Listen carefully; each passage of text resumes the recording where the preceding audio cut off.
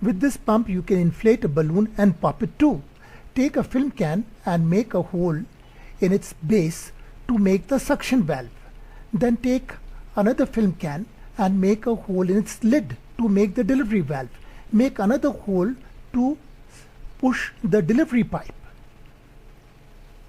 Then take a 4 centimeter sticky tape and take 1 centimeter of the tape and stick it on itself. Then stick the sticky part to the base of the bottle so that the doubled part lies on the hole. This becomes a little flap which can open and close. This is your suction valve.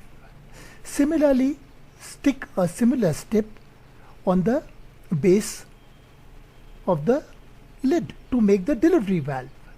This is like one-way traffic. The valve opens and closes. It's like a traffic light, just one-way traffic.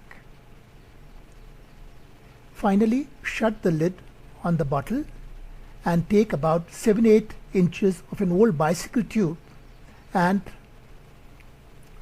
push the tube onto the bottle. The tighter the tube, the better is your pump because there will be no leakage. Take the delivery valve and push the white bottle also on the other side of the tube. Then take a stiff straw, put the balloon inside and tie it up with a rubber band.